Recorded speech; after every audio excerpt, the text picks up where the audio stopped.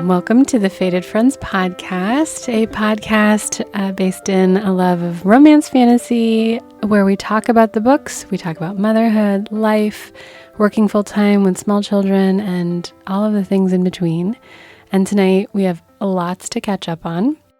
Okay, so super wild. The last time we even hung out was when we recorded our last episode. So it was right before your new 5-year-old's birthday party, and you had a super big week because it was also his endoscopy.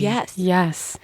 And thank goodness we got great news that he does not have celiac, which I think did great things for myself, for my husband, just feeling like, okay, we have something definitive. It can go on his medical record. It can give everybody some reassurance that he'll be safe and fine if he eats gluten. And there's incentive to letting him keep it in his diet because there's such a strong genetic component to the celiac disease in my husband's family. He has to be retested every couple of years, regardless of symptoms, because I didn't know this. You could have celiac disease and have no symptoms. Right. And that's so scary and dangerous. It's super dangerous because it's just slowly deteriorating your insides. Right. Causing scar tissue, malabsorption, malnutrition, growth impairment, all kinds of crazy stuff. So a lot to worry about. Yeah. Yeah. Now we don't have to worry, at least for him. And then my younger one, we're waiting. We need to test out his cow's milk protein allergy, and we want him to grow out of that before we introduce wheat, because if he does have celiac, the damage to the small intestinal lining that celiac causes impacts a person's ability to digest dairy. But little one is excited to do the same procedure. Is so cute. He says, when I turn 3, I will do the same thing as kuya. And kuya is a Filipino word that means older brother. Oh. So they're like, yes, you and kuya will have gone through the same thing. You'll have an endoscopy. Isn't that exciting? And he doesn't know or get it because he's not yet 3. So he just knows he gets to do with what his big brother has gotten to do. Were your parents already here when you guys did the procedure? No, they were not here yet. When did we do the procedure? I feel like it was like maybe the week before. Wednesday or something, and then it was the party? It was on a Wednesday. Oh, right, because my parents flew in on Friday night. So, yes, it was like his procedure was on Wednesday. We had a day to kind of collect ourselves, and I was like, we were supposed to record, and I was... I can't believe we were supposed to record the day after his endoscopy. The endoscopy. It's a hard word. Where do you put the emphasis on that syllable? I see it written out, but I cannot. That's okay. Say it. We in our house just ended up calling it a procedure. Yes. Right. Yes. So I think I'm like naive. Sometimes I feel like I can do more than I think I can, and I sometimes maybe put more expectation on my husband to just pick up the slack because I'm like, yeah, I'm going to do this thing. I did the other thing the other day, right? So you can do this thing and put both boys to bed. But, he had a good point when I brought it up of like, we don't have anything. He didn't feel ready to like throw the party and have the plans because he's a very externalizing thinker. Like he has to talk everything out. I am his safe person. So I'm like a multifactorial important person in any sort of plan or life thing. So thank you for being flexible. Oh gosh. Well. And for offering to like do Target runs and pick things up. But and it's not like a normal adult party where it's like, oh, okay, on the way we'll just pick up ice. It's like, no, now you have like 2 feral children. Right. And like other people are in La La Land and you just have to like run it all. Yeah. Yeah. But that party was amazing. Good. And it was perfect weather. We got very lucky. I still am so sorry that I did not make it clear that your little one could keep her necklace. That was too much. Oh my God. That was the trauma. We had to go through many walks around the playground getting over it. And then we're like in the deepest corner of it. And I think she was like, Veronica said I could have it. And I was like, no, it's a birthday party. Like she brought special toys from home so we can all share. It's all about sharing. It's his birthday party. Yeah. He is 5. It's like his thing. And she was like, no, losing her mind. You know what? On that point, like I have learned over and over again that when my children are telling me something, I need to believe them more often. I know. They're always right. Right. Like my 5-year-old will come up to me and he'll be like, so-and-so said this about so-and-so and this is how it is. And I'm like, are you sure? Right. I know. Yeah. I know. I'm like, why am I gaslighting my 5-year-old? Why am I not trusting my own flesh and blood? Yeah. Like, just because he's small. I know. It's like this angel doesn't have a reason to lie to Right. me. Like, children are so literal. And like they're in the age right now of like rule following. Like they want to know the rules and how it's going to be. And that's what they remember. So like it's me and my weirdo adult brain questioning his understanding because adults try to skirt around rules and try to not follow them and try to do shady stuff. Children are not shady. I know. Children are, as you said, children are angels. Yeah. And they're also very like aware of things. They're always paying attention to what's going on. So aware, so cognizant and sensitive and empathetic and, you know, all of the good stuff that somehow we lose after puberty. I don't know. I'm terrified of matriculated school, but... But I got to meet Sam. You did? That was so fun. Oh my gosh. Isn't she an angel? I feel like I recognized her from all of your Instagram pictures. And I Yes. was like, oh my God, do I get to say hi? Yes, yes. I was like, oh, you're here. Okay. Now you get to meet Sam. Oh, I was wanted to know if you, because after the 5-year-old party, the following weekend, you ran a half marathon. Yes, I in did Acadia. that. Yes. And Sam sent over that list of recommendations. Yeah, which we did. Yeah, she sent over some great recommendations. And yeah, I think we hit almost all of them. Yes. So thank you so much, Sam. How do you feel after running a half marathon, Miss Warrior? Oh, I feel good. Yeah. Okay. So it was like great weather, beautiful weekend, pretty flat course. Okay. And really great that, you know, my kids were there to like cheer me on and Yeah. stuff. So that was like really fun. And I felt like prepared. I've been, Yeah. you know, I called this out, I think in like January or February that Yeah. I wanted to do it. Look at you. Yeah. Proud so of then you. I like worked all year and like made this little thing. It's like not like I ran a full marathon. It's just a half marathon. Oh, you know, but just 13.1 miles. yeah, I don't know. It was good. That's a lot. I don't think I mean, honestly, I have never been able to run long distance. So I am in awe of you. And I think that's amazing. Oh, thank you. Yeah, it was, I also had this like goal of I wanted to meet a certain time and I did not make it. I got my usual time.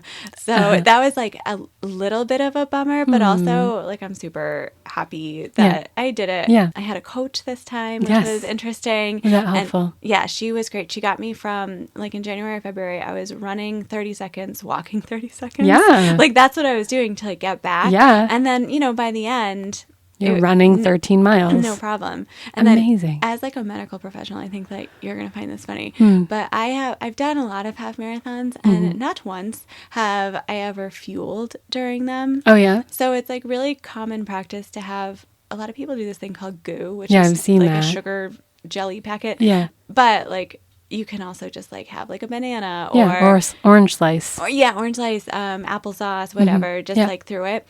And I just like never thought that I was like a pro runner enough to need fuel. All bodies need food. Yeah.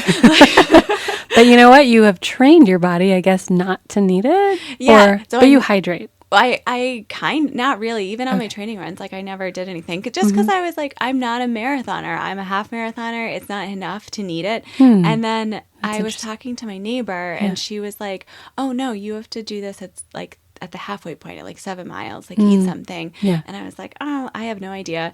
So I had the goo and then I decided to take one of those applesauce pouches Yeah. that, you know, like our kids eat. Yeah. And I put that in my pack. Yeah. And then at 7 miles, I did it. And I had an applesauce pouch. And when I tell you, I was a brand new person. It was the most fun. It was the most delicious applesauce I've ever had. Yeah. I was filled with energy. Yes. Like my legs were tired, but I was like, oh, yes, I can keep going. Amazing. At 7 miles, I hit this like huge hill and I was just like chugging up that hill, no problem. Like, why have I denied myself an applesauce pouch all of these years of doing this?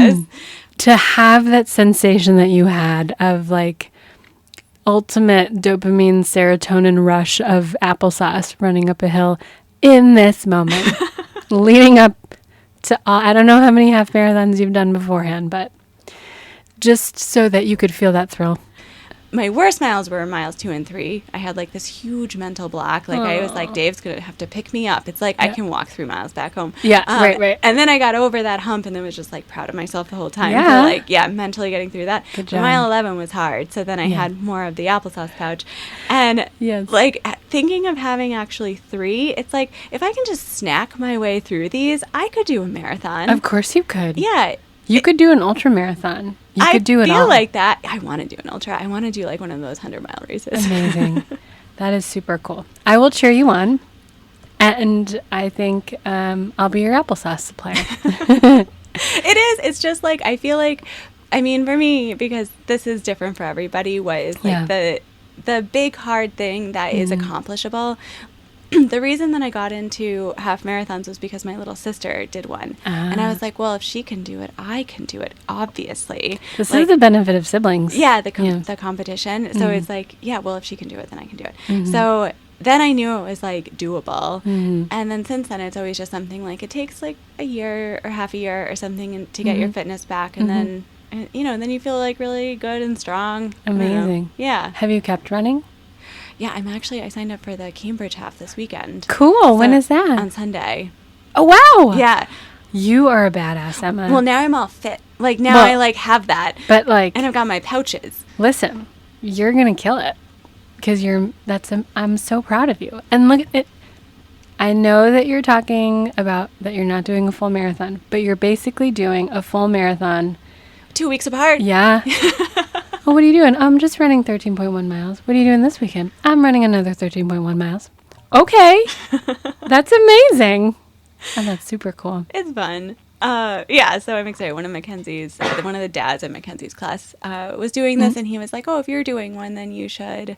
It's actually the mom who told me to fuel at 7 miles. It's her husband. So they've been like really like helpful. Yeah, you should do this. So cool. I think we're going to go down and carpool, and then that race starts at 7. So I'm hoping to be back here at like 10.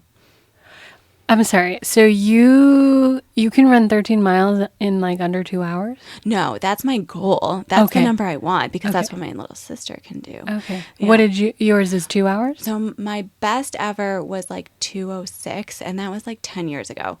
And then lately I've been at like a 2:20. This was 2:20.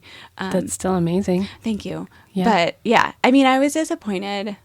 But if I had done more speed work, maybe. I don't know. Also, I'm 10 years older than I was before. Absolutely. So. You've had 2 babies. Your hips are different. Yeah.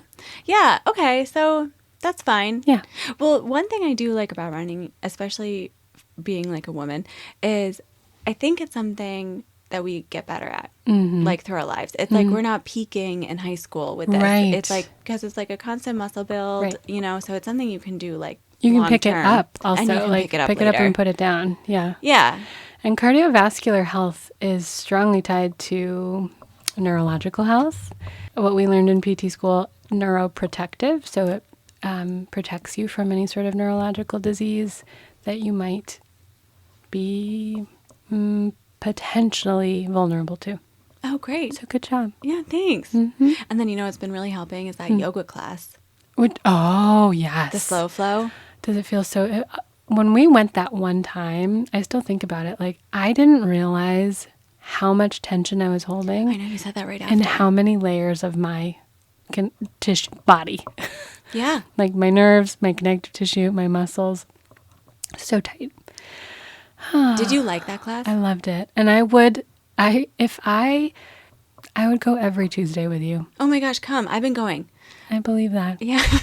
But I work one late day. I know. A week. And you work out of the home, so it's like... I do work out of the home. Yeah. And then when I can figure out how to do Reiki 2 nights a month. That. Yeah. And then our podcast. And I'm like, well, look at me being greedy. I cannot do it all because I need to be a cognizant partner.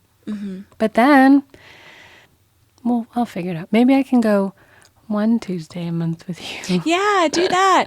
I don't know. Do you ever encounter strife when it comes to like how much you get to do versus how much Dave gets to do outside of the house and for yourselves? Dave does a lot more than I do in spurts. So he'll do more like go away for a long weekend or like a ski weekend or a guy's weekend, or he has more work trips than I do. I am like never going on like a girls trip or something. Or if I do, it's like once a year or something. Didn't you go to Seattle, or are you going? I'm going next week. I'm leaving on Tuesday. Wow. Yeah, I know. And it's the longest I've been away. So it's 3 nights, which is crazy. But it's like, sounds nice, like hotel and a plane. But I hear you. So like he's away for overnights more sporadically and in like these spurts. But for me, it's more like I like to be involved in a lot of things, and I know you have a lot going on, and that's what I thrive in. But I also married a very home-centered homebody who, if he could choose, I think he would just want to be home with me and him and our children, and he would be happy forever, which I also understand. But I know that's really hard. Like, I feel like I'm actually the homebody in my relationship. So I think Dave is like, oh yeah, do whatever you want. Like pushing me kind of out of the house. Yeah. So that way when he wants to go on like a big ski trip, like he feels more equal. Right. And it's like, okay. Right. But he still goes. Like do you ever experience any strife or tension because he goes and you don't necessarily do as much? What is it like? Well, I think right now, actually, we're a little bit flopped because now I want to go to yoga every week. We do this, like Dave and I've been running a lot. And so Dave is like, you essentially have 3 hobbies right now. Like, and he was like, what is this? Right. And then because he's going to be taking over next week when I'm in Seattle for 3 nights, I was like, and I'm running a half marathon on Sunday, and I have a hair appointment on Saturday. Yeah. So, like, I'm the worst right now. No, you're not. And I was like, what can I do for you? Like, where do you want space this weekend? Yes. Like, what would you like to do? And he's like, well, I really would like to rake the leaves. I'm like, oh, no, Dave, like, pulling at my heartstrings. Yeah, like, I know. You have to do something way better than but that's what, like a chore. That's what Andrew wants, too. He's like, I just want time to dethatch the grass. I want to dethatch it, and I want to mow it, and I want to put the leaves in bags, and I want to put the bags on the curb. That's what I want to do, uninterrupted. And I'm like, okay, I can give that to you. And I'm more like, I guess, Dave in this scenario of like, please tell me how you want to spend your time. What do you want to do? I will facilitate it, because I also feel not less guilt, but it's like the more you see that you can do things and I can handle things, then maybe the more you see the same for you, and it doesn't feel so lopsided or heavy or unfair, but that there's a give and take or an ebb and flow. Maybe he's getting there. He just took up golf. Oh, cool. Oh my God, great. More seriously. And he's been teaching in the city. The school that we went to for PT school, he's a lab instructor. Oh, wow. And so multiple days a week when he is doing the teaching, I am taking both boys on my own, or I'm picking both of them up. So like it's a different type of workload, or a different type of thing where I have to do the stuff by myself and he gets to go off. But I also recognize for him it's attached to work, which is a necessity. Whereas for me, maybe a Tuesday night yoga is not a necessity. In my mind it is, because I feel better, and a happier me makes for a much happier family all around. But it can be hard to feel like it's truly justified, which is sad too. I don't know. I'm grappling with it. It's hard. I also think in the future, it's not going to be hard to leave. Yeah, like when they can put themselves to bed, the world's our oyster. Yeah, or they're going like to friends' houses or whatever. Or it's like they have late sports. Yeah. And then it's like, okay, well, all I have to do is like have like another parent drive them home. Exactly. Right. And in that time, I don't need to be there for any sort of practices. Exactly. Unless they want me to be there. No, I'll come for games and whatever they're doing, plays, whatever. And that totally opens up time for me, for us as a couple, whatever it is. But yeah, it's another grappling point is like, should I just not be so, I don't have a better word for it, but should I just not be so self-centered at this point in our lives, because it is so demanding and yet it is a fleeting time. I don't think the right word is self-centered. And then all of the information or suggestions I'm receiving is keep your hobbies now. Because then Yeah, what do you have? what do you have? Yeah, and just like squeeze whatever tiny time you have and get your hobbies and get your joy. You're right. And then that'll be able to grow later. But it might be, because I think we are going to be in for like maybe some sadness or grief for like this time of our lives passing by, with like the baby time being over. Yes. And then, yeah, so then if we had nothing, if we've been doing nothing and completely lost ourselves Exactly. to that. Yeah. I completely agree with you. And also, we're not getting any younger. So like the capacity to do all of this now is the time. Like we talked about in an earlier episode, how has motherhood changed us? And I stole your answer.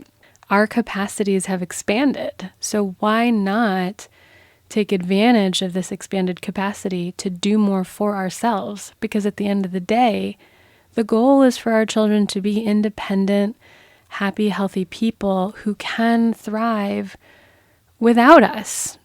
As sad as that sounds, for me as a mother, but it's that separation is inevitable. And if I don't have, like you said, or you don't have, or anyone doesn't have who's a parent, healthy hobbies or things that are just for them, you're lost at sea. Exactly. Yeah. And then you kind of want to model this for your kids. Yes. Like you want to model friendships. You want your kids to see you having friends, Yes. what friendship means, just so Absolutely. they have that. And then also model like you having things that bring you joy. Mm-hmm. And I want to model a healthy lifestyle for my kids. Like Absolutely. I want to see my daughter see me as someone who's like an athlete and like capable and strong. Taking care of it. Yes. Like caring about your body, caring about your own self-care so she can care about her self-care. Exactly. And that's also a great way to bolster confidence and prevent any body image issues. And yeah, I totally hear you. And it makes me, it's very validating. I still understand the tension or the difficulty because it is like a teeter-totter where the demand on each person, depending on what the other person wants to do, has to increase. But like, we can do it. And why not? Did I tell you this? This is like the advice from my therapist about like, what is your perfect day?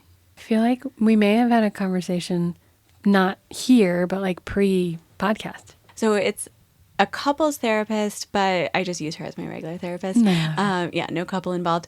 And I like right after I had first baby, I was just saying like how, it's hard. And she was like, okay, well, with your partner, ask them what is your perfect day, not perfect day together. What's your perfect day solo? Yeah. Like what would you do if you had a whole day? And then when they tell you, ask how you can make that happen for them. And then so I did bring it up to Dave after that conversation. And my perfect day was I just wanted to go on a long run.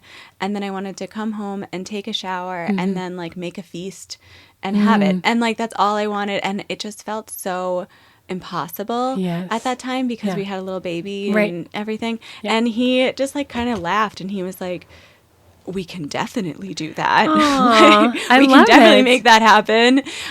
So yeah, I think that's just like a good question to ask each other. And then like how you can do it, I don't know, throughout the week. Yeah. Yeah. And I think attitude matters. Like if we were to pose each other that question to each other, that the other person fully immerses themselves in it and doesn't self-sabotage or self-defeat by saying this is a stupid question because it's not possible. Yeah.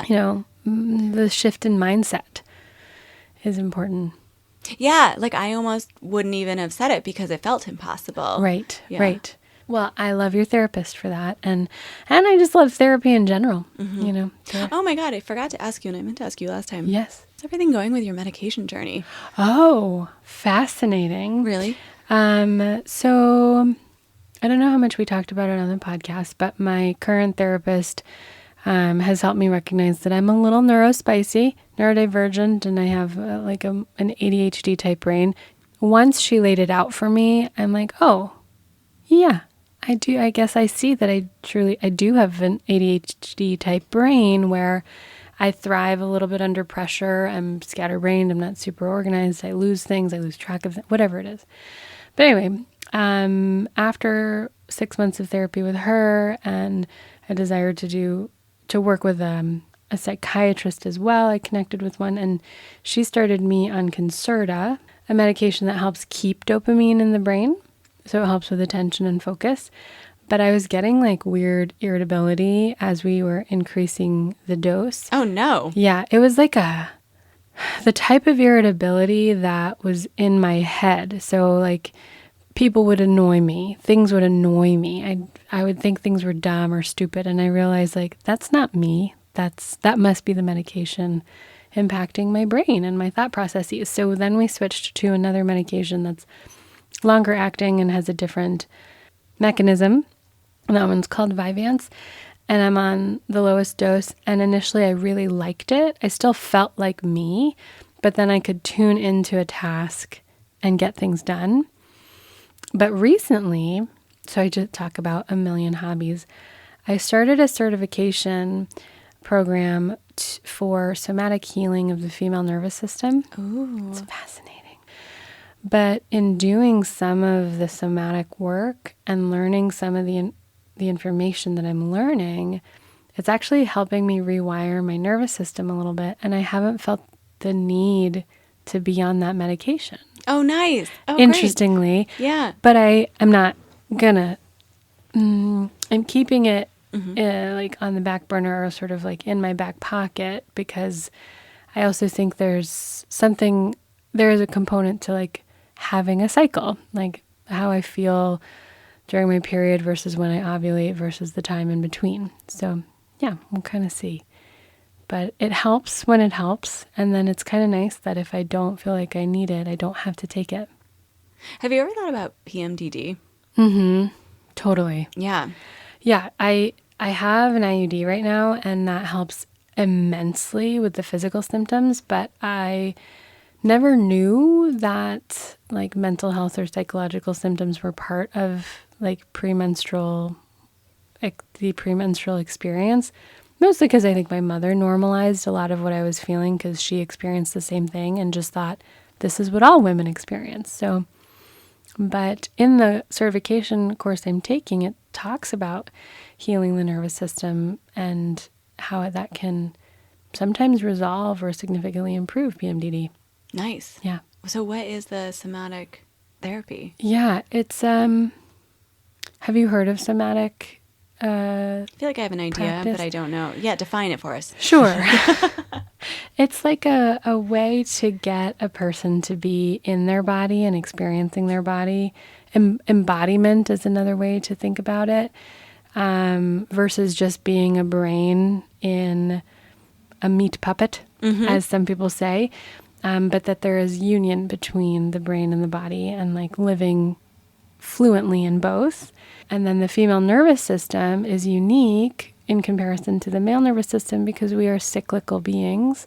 Even in peri and postmenopause, even though we don't cycle physiologically, our nervous system is wired for cycling or spiraling. And so it's about learning how to become fluent in the body and how the nervous system interacts with the body within the setting of a female nervous system that is ever changing.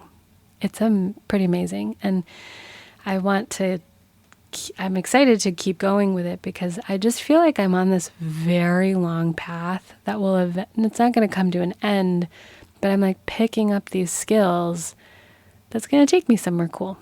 But I want to get to the most recent big thing, your wedding. Oh, yeah. Last weekend, and you said that the trick-or-treat rooms was like one of my favorite things. Yes. That was amazing. Yeah. What a great idea. Yay! Tell me if you want. Yeah, wedding was so great. Let's see. So it was like a Friday to Sunday adventure.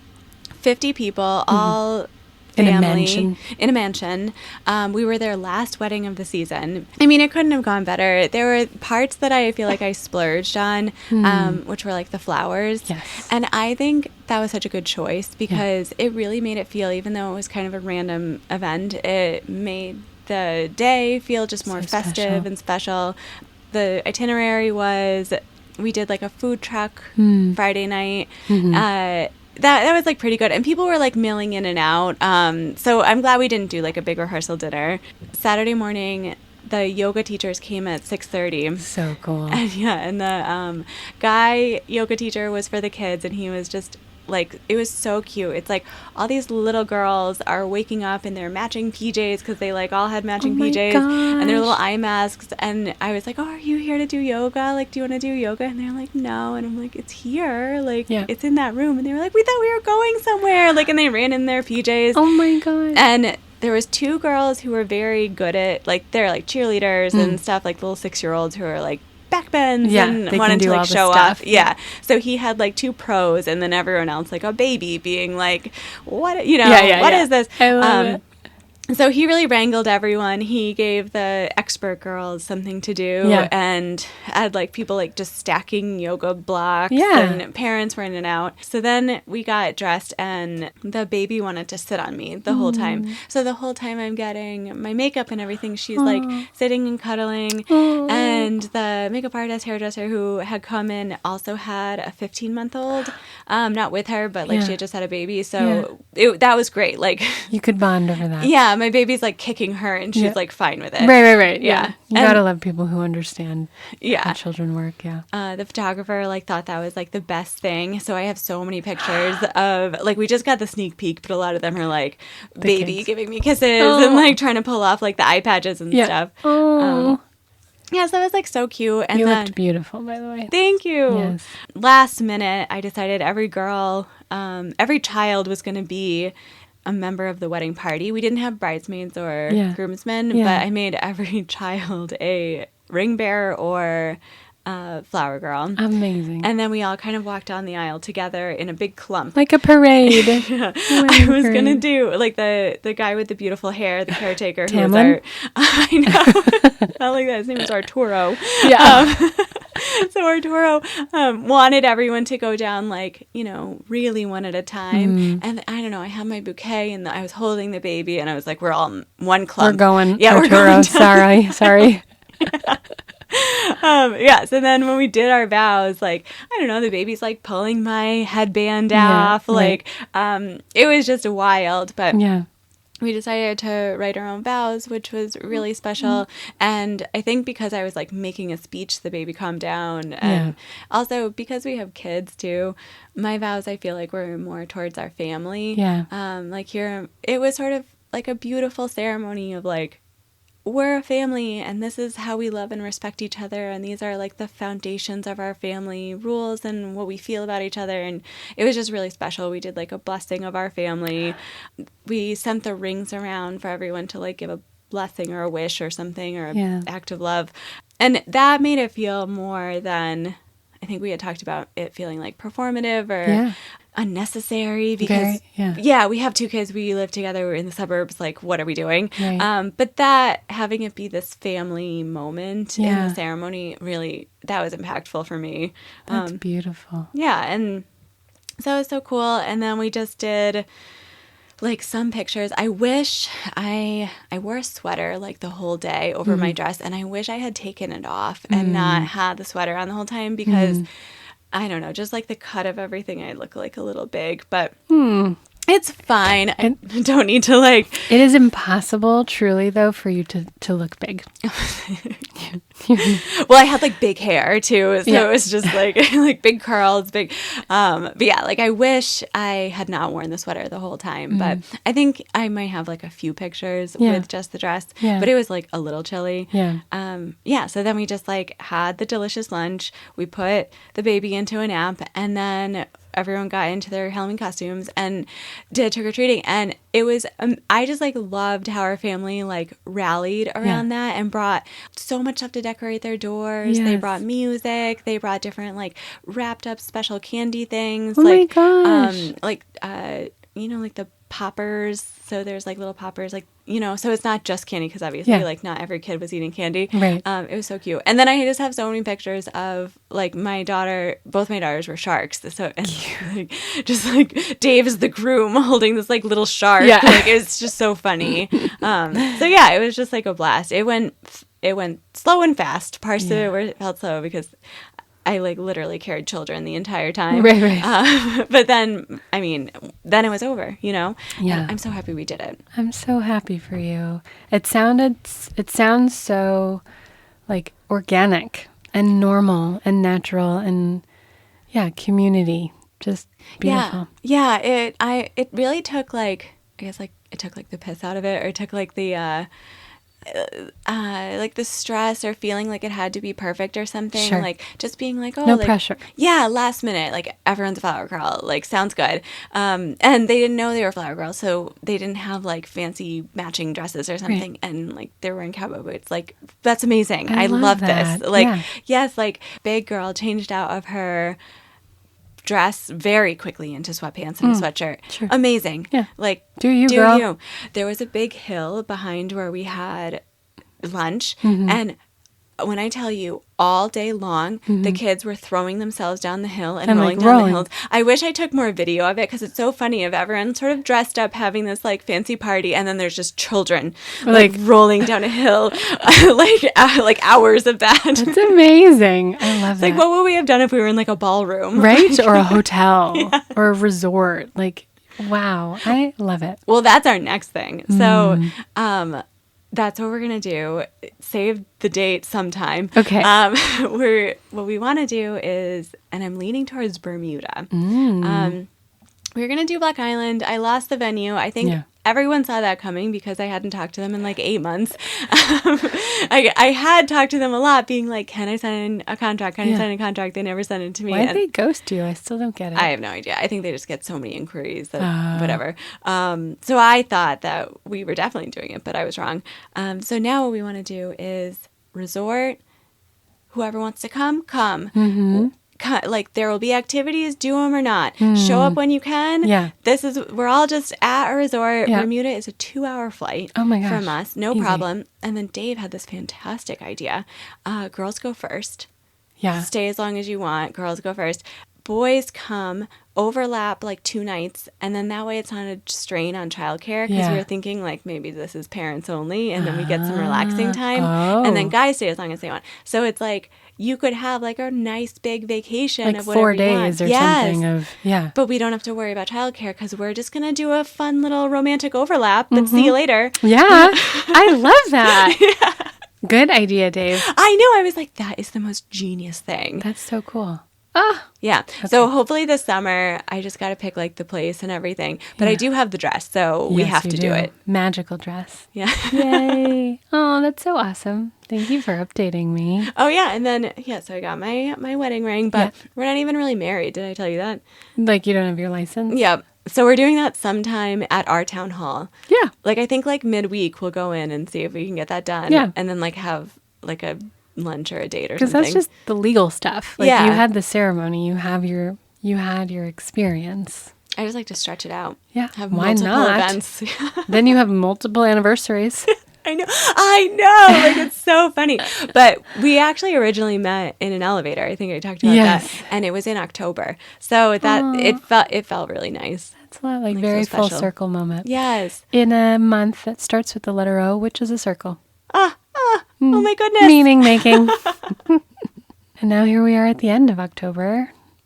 Did you go to the downtown trick or treat? No, I had to do both boys pickups. So we didn't get home until close to 5. And like because my boys are in school for such a long day, like they really like to unwind when they get home, and I was not about to like try to shove them into costumes and get them out the door and haul ass by myself. And you know what? They're none the wiser. It's my fine. gosh. The downtown trick or treat I think is a delight, but it is so overwhelming. Chaotic. Have you ever gone? Oh yeah, we went. Yes, we've gone. Like I've seen you there. That's where we like rekindle. I know. Yeah, We're like, oh yeah, we're friends. Little baby lamb. Yeah. Yes. So we just haven't gone we didn't go this year because it was just, I didn't want to do that. No, it's so much. We went and the baby, I thought she would maybe stay in my arms or something, stay in a stroller. She just wanted to run the opposite direction, run into traffic, run into a group of teenagers. Exactly. Like, I'm not going to take a 5-year-old and an almost 3-year-old by myself into the chaos of downtown. You'd need 2 parents, definitely. And like the streets, like, I don't know how possible it would be, but like if they could just cut off the entirety of the streets. No, I think they should close the street because it was scary having the cars and everything. I don't know. It's always just like such a crazy. It's fun, but with little kids, I don't know. I just think it's too much. I see a lot more like teenagers and big kids, and I think that is going to be fun later. But yeah, it's not my favorite Halloween activity. No. It's nice that our town does it, though. It does, yeah. And like, yeah, when they're like 7 and 9, then it'll be a great time. Because then we could walk, and I'm not worried about anybody like flying off in the other direction or having a tantrum and laying down in the middle of the street. So. Yeah, choking on a lollipop. Yeah. Lots of things to worry about. Exactly. Children under like 5 are determined to harm themselves because they're just trying to figure it out. Yeah. Yeah. I mean, we're going to see what actual Halloween is. This was such a good taste of like, okay, baby is going to be out of here. Yeah. Like, I'm not going to be able to, and it's going to be dark. Yes. You know, because it starts a little later. Yeah. Do you have a family costume? Not a family costume, no. I think the boys are changing their mind last minute to be Teenage Mutant Ninja Turtles. So cute. Target had a good sale, and I bought 2 of them. And I was originally, oh my God, I didn't get to tell you.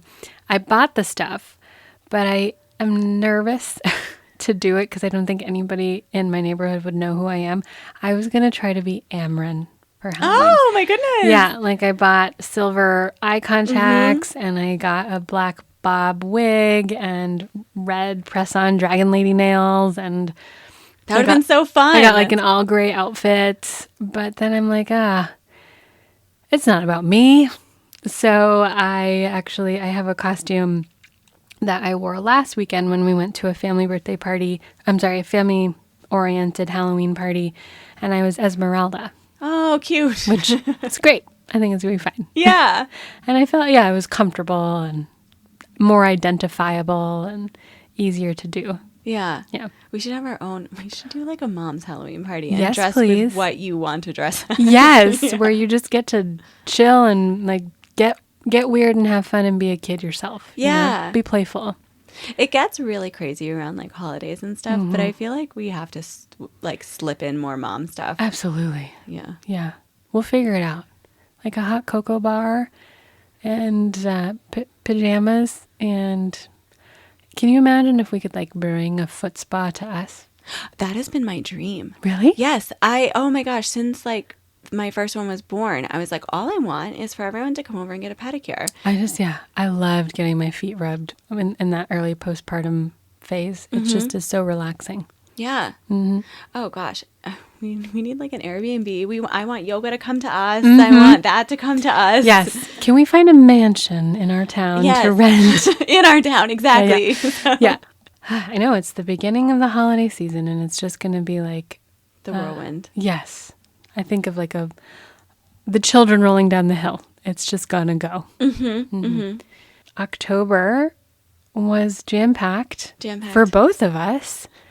What a thing to catch up on, or like just all of the events. And I feel like a different person. Yes, than the me start too. of October. Me too. You are. I am. I've been through something. Exactly. Well, see y'all in November. Let's see where we're at there. See you in November. Yeah.